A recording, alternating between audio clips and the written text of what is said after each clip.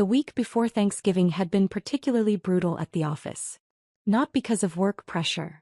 Running Meridian Solutions, the largest business consulting firm on the West Coast, came naturally after 12 years of building it from nothing. The stress came from knowing I'd have to sit through another family dinner where everyone discussed my failure to launch, while I carved turkey and pretended their opinions mattered. My assistant Jessica had tried to convince me to skip it entirely. "Miss Thompson, you're closing the Morrison Industries deal next week. That's a $300 million restructuring contract. You don't need to subject yourself to this." But family was family, even when they thought you were a glorified coffee fetcher who'd never advanced beyond answering phones and scheduling meetings. The misconception had started 8 years ago, back when I was genuinely working as an executive assistant while building Meridian on nights and weekends. I'd taken the secretary job at Henderson and Associates specifically to learn how major consulting firms operated from the inside, how they pitched clients, managed projects, structured deals. Most MBA programs teach you theory. I wanted to understand the real mechanics of high-stakes business consulting. When family asked about work during those early days, I'd say I was working in business consulting or helping companies with organizational restructuring. Somehow, this translated into "Sarah is a secretary," and once that narrative solidified, it became impossible to correct without seeming delusional. The first time I tried to explain that I'd started my own firm, Uncle Mike had chuckled and said, "That's great, honey. It's good to have goals."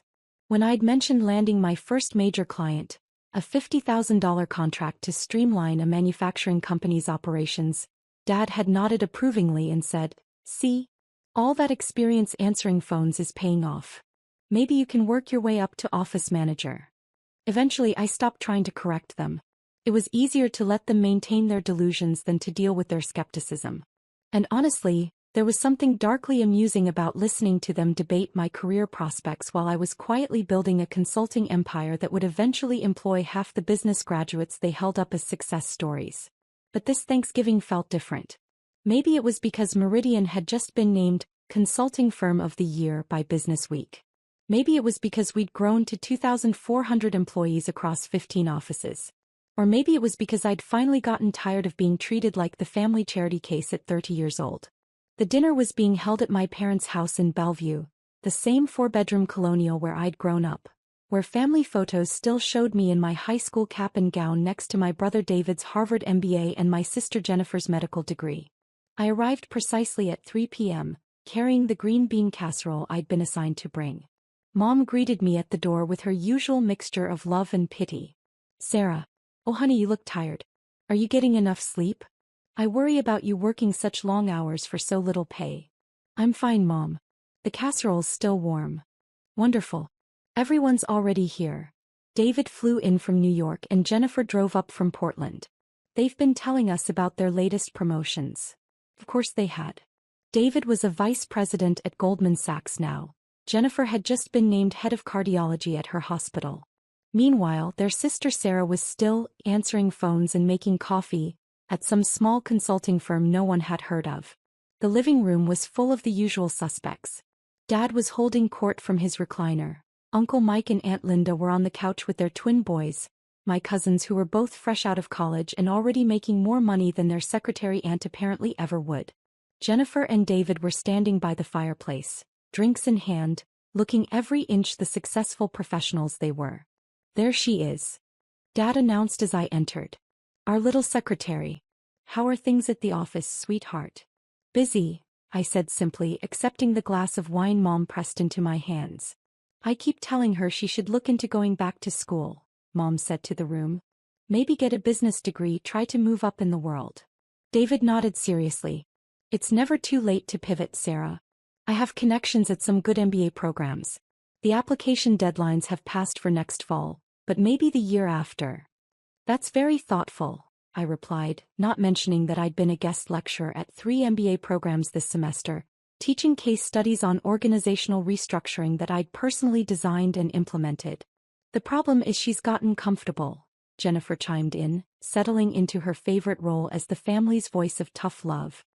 30 years old, same job for 8 years, no real ambition to advance. At some point you have to take responsibility for your own lack of progress.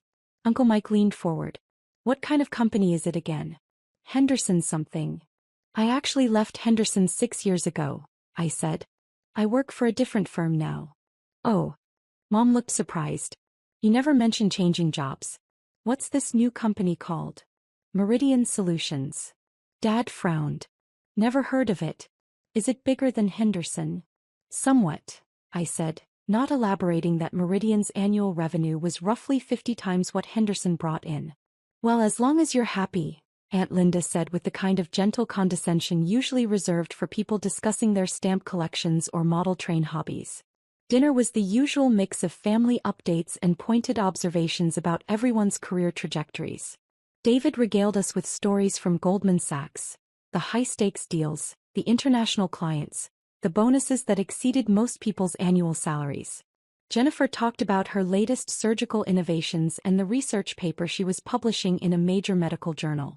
Then the conversation turned to me. So Sarah, David said, cutting into his turkey, are you still doing the same kind of work? Filing, scheduling, that sort of thing. I handle client relationships and project management, I said carefully. That's great. Jennifer said encouragingly. So you've moved beyond just answering phones. That's real progress. Dad swallowed his mouthful of mashed potatoes. The important thing is that you're contributing something. Honest work has dignity, even if it's not glamorous. Absolutely, Uncle Mike agreed. Not everyone can be a doctor or investment banker. The world needs secretaries and administrative assistants too. Essential workers, Aunt Linda added, as if I deserved a pat on the head for my service to society's basic functioning. I was cutting my turkey very carefully, focusing on making precise, even slices while my family discussed my career like I was a mildly interesting case study in underachievement. The thing that worries me, Mom said, her voice taking on that particular maternal tone of loving concern, is what happens when you get older? Administrative work doesn't really have a growth trajectory.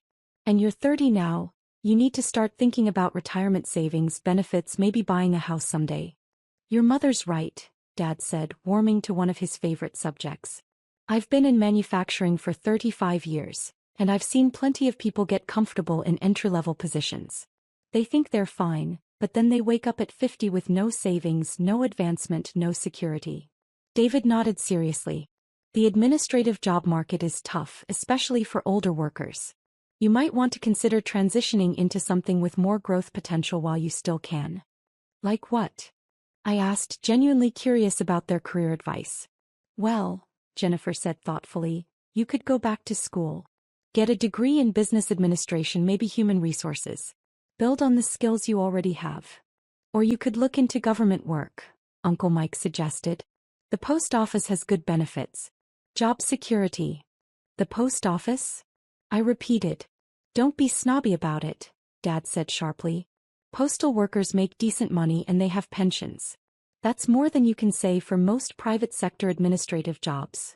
I took a sip of wine and tried to imagine explaining to my board of directors that my family thought I should consider a career change to mail delivery. The point is, Dad continued, really getting into his stride now, you can't just drift through life hoping things will work out. You're 30 years old, Sarah. 30. Most of your high school classmates are married, have kids, own homes, have real careers. What do you have to show for the last decade? The question hung in the air like smoke. Everyone was looking at me with varying degrees of pity and concern, waiting for me to acknowledge the fundamental disappointment I'd become. You know what your problem is? Dad said, his voice getting louder as he worked himself up. You have no drive. No ambition. You're content to just exist. To take the easy path, collect your little paycheck, go home to your apartment and watch Netflix. Dad, David said quietly, maybe ease up a little. No, she needs to hear this, Dad insisted. We've all been tiptoeing around it for years, but somebody has to tell her the truth. You'll never amount to anything, Sarah. Not with this attitude. 30 years old and still a secretary, still living paycheck to paycheck, still making excuses for why you haven't advanced in 8 years. The room went completely silent. Even the cousins had stopped scrolling through their phones to stare at this brutal family intervention. Success requires sacrifice, Dad continued relentlessly. It requires taking risks, working harder than the next person, refusing to settle for less than excellence. Look at your brother, Harvard MBA. Now he's managing billion-dollar portfolios. Look at your sister medical school residency, now she's saving lives every day. They didn't just coast through life accepting whatever scraps they were offered. I set down my fork and looked around the table at my family. These people who loved me enough to invite me to Thanksgiving dinner but thought so little of my capabilities that they genuinely believed I'd spent 30 years accomplishing essentially nothing. But you. Dad shook his head sadly. You took the first easy job you could find and never tried to do better. You'll never amount to anything because you don't want to amount to anything. Richard, Mom said softly, that's enough. Is it? Because I've been watching my daughter waste her potential for a decade, and I'm tired of pretending it's fine. She's 30 years old with nothing to show for it except a secretary job that any high school graduate could do. I picked up my wine glass and took a long, careful sip. You're right, Dad. I should probably be more ambitious. The agreement seemed to catch him off guard. He'd been prepared for defensiveness or tears, not acknowledgement. Well, he said, slightly deflated. Good. That's good that you recognize it. I do, I said calmly. In fact, I've been thinking about making some changes. Mom looked relieved. What kind of changes, sweetheart? Oh, just some adjustments to my current work situation. Nothing dramatic. The conversation moved on after that, but the mood had shifted. Dad seemed satisfied that he'd finally delivered the wake-up call I apparently needed. Mom was hopeful that maybe this would be the push to get me back on track. Jennifer and David were supportive but cautious, clearly worried that I might do something impulsive and make my situation even worse. I finished my dinner quietly, helped clear the table, and left around 7 p.m. with a container of leftover turkey and promises to think seriously about what Dad had said. The drive back to my penthouse apartment took 40 minutes. I spent most of it on a hands-free call with my head of mergers and acquisitions, finalizing details for Monday's announcement that Meridian Solutions would be acquiring Morrison Industries, the manufacturing conglomerate where my father had worked for 35 years. It wasn't personal. Morrison had been in financial trouble for 2 years, hemorrhaging money due to outdated processes and bloated management structures. We'd been approached by their board 6 months ago to handle the restructuring, but after reviewing their books, I'd recommended acquisition instead. At $2.8 billion, it was the largest deal in Meridian's history, but Morrison's supply chain relationships and manufacturing capabilities were exactly what we needed to expand into industrial consulting. The fact that Dad worked there was purely coincidental. The fact that Monday's acquisition would put me in control of his payroll was just serendipitous timing. I spent Saturday morning reviewing the final contracts and Sunday afternoon at the office, briefing my senior partners on the integration timeline. Morrison's employees would be notified Monday morning, after the markets opened and the acquisition was officially announced. Most would keep their jobs. I wasn't interested in destroying lives just to improve profit margins, but there would definitely be some management restructuring. Monday morning arrived crisp and clear. I was in my office by 6 a.m., watching the pre-market trading while my legal team handled the final paperwork. At 9:30 a.m. Eastern, the opening bell rang, and Meridian Solutions officially became the parent company of Morrison Industries. The press release went out at 10 a.m. Pacific Time.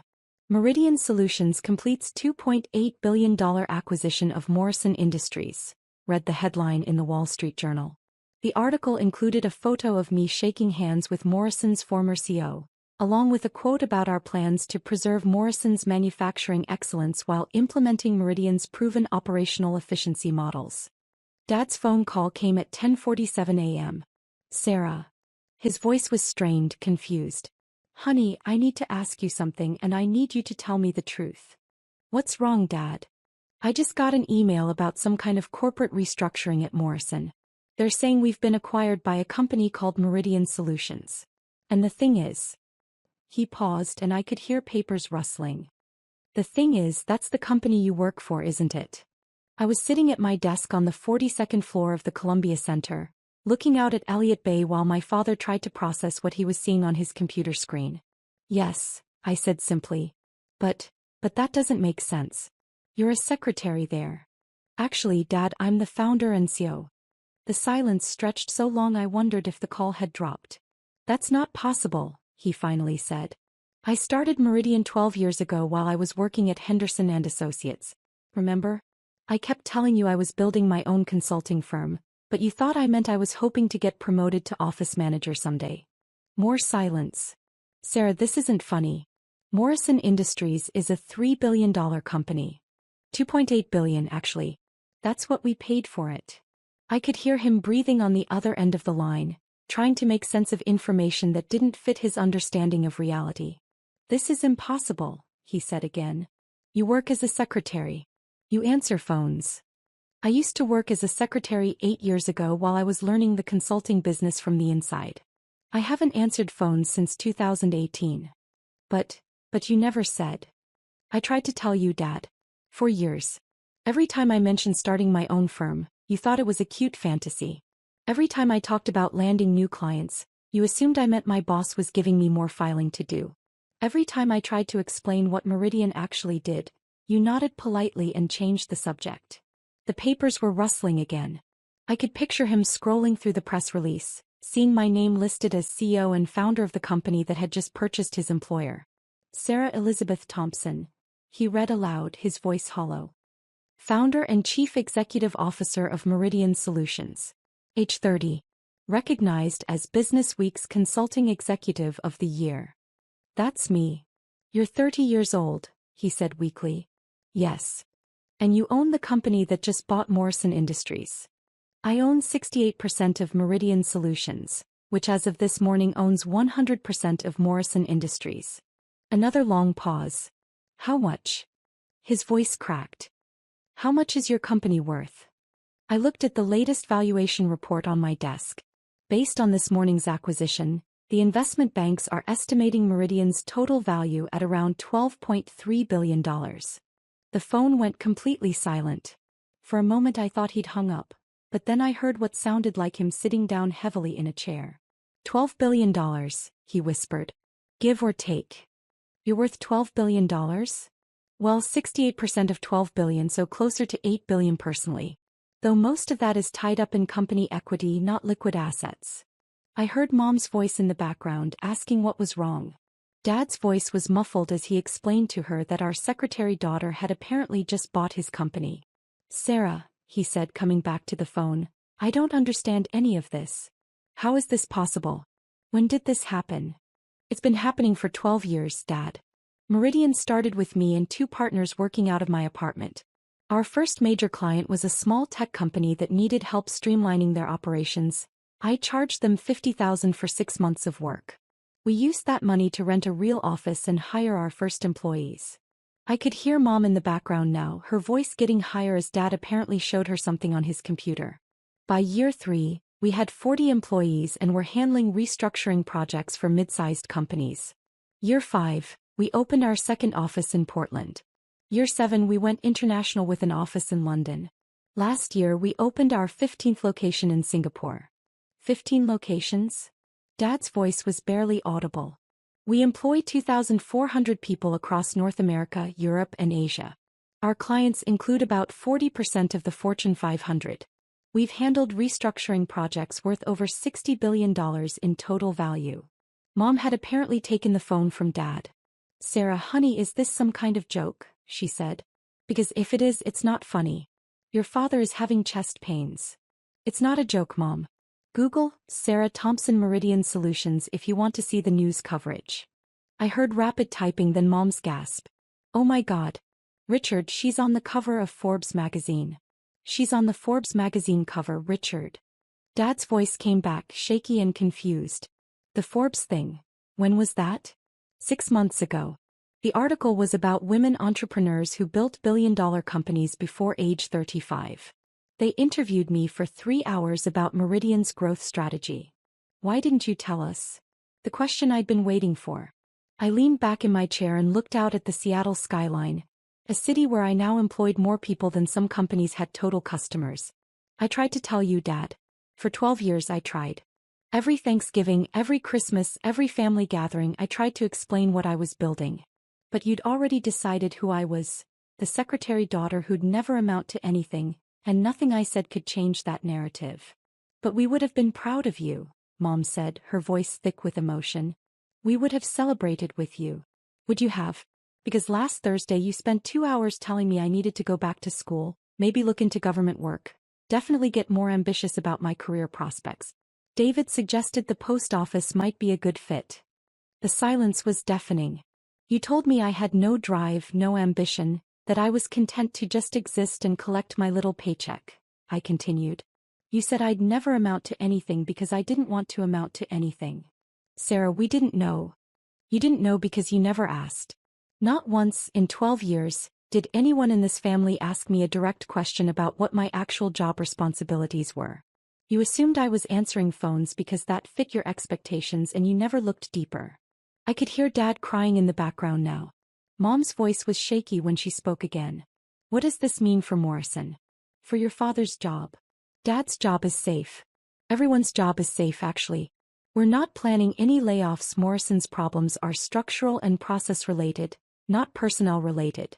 We'll be implementing new systems and providing additional training, but we need experienced people to help with the transition. And your father, he'll be working for you now? I considered this. Dad was a quality control supervisor, good at his job, well respected by his team. He was also about to discover that his 30-year-old secretary daughter was now his ultimate boss. Technically, he works for Morrison Industries, which is now a wholly owned subsidiary of Meridian Solutions. I don't get involved in day-to-day personnel decisions at our acquired companies. But you could fire him if you wanted to. I could fire anyone I wanted to, Mom. I could shut down the entire company if I felt like it. That's what ownership means. The weight of this seemed to be settling in. Their secretary daughter, the family disappointment, the one who'd never amount to anything, now controlled the livelihood of not just Dad, but his 3,400 co-workers. Sarah, Dad's voice came back, stronger now but still shaky. I owe you an apology. A big one. You owe me 12 years of apologies, Dad. You're right. God, you're absolutely right. We've all been so wrong about you. So completely wrong. Yes, you have. Can you forgive us? Can you forgive me for what I said on Thursday? I thought about this question while watching a container ship navigate through Elliott Bay 42 floors below. In a few hours, I'd be in a board meeting discussing our expansion into South American markets. Tomorrow, I was flying to London to personally oversee the opening of our newest European office. Next week, I'd be testifying before a Senate committee about international trade policies that could affect our clients' global operations. But right now, I was just a daughter whose family had finally realized they'd been wrong about her for over a decade. I forgive you, Dad. But things are going to be different now. Different how? Well, for starters, no more career advice. I think I've got that area pretty well handled. I heard him laugh, a shaky, emotional sound that might have been part sob. And no more assumptions about what I do for work. If you want to know something about my life, ask me directly. Don't fill in the blanks with whatever fits your expectations. Hey, yes. Absolutely. And Dad? When we're together as a family, I'm still just Sarah. I'm still your daughter. The business stuff stays separate unless you specifically want to know about it. I do want to know about it, he said quickly. All of it. Everything we missed. I smiled, looking at the framed photo on my desk, a picture of me at 8 years old, wearing a business suit for career day at school, holding a sign that said Future C. Well, I said, we've got plenty of time to catch up. Starting with this weekend's family dinner. Jennifer and David are going to be very surprised to learn what their secretary sister has been up to. Sarah, Mom said softly, we love you. We've always loved you. We didn't understand. I know, Mom. And I love you too. But next time someone in this family claims to know what's best for my career, maybe remember this conversation. After I hung up, I sat quietly in my office for a few minutes, processing what had just happened. My assistant knocked and entered with the afternoon's schedule, 3 client meetings, a conference call with our London office, and a working dinner with the team handling our expansion into renewable energy consulting. Everything all right, Miss Thompson? Jessica asked, noting my expression. Just some family business, I said, straightening my suit jacket. Nothing that can't wait until after we finish revolutionizing the consulting industry. She smiled and left me to prepare for the afternoon meetings. Through my office windows, Seattle spread out below like a map of possibilities. Somewhere out there, my father was probably still staring at his computer screen, trying to reconcile 30 years of assumptions with the reality that his secretary daughter now owned his company. It would take time for the family dynamics to adjust. Years probably. But for the first time in over a decade, I wouldn't have to sit through Thanksgiving dinner listening to career advice from people who thought I needed help finding a job with better benefits. Sometimes the best revenge really is massive success. Even when it takes your family 12 years to notice you achieved it.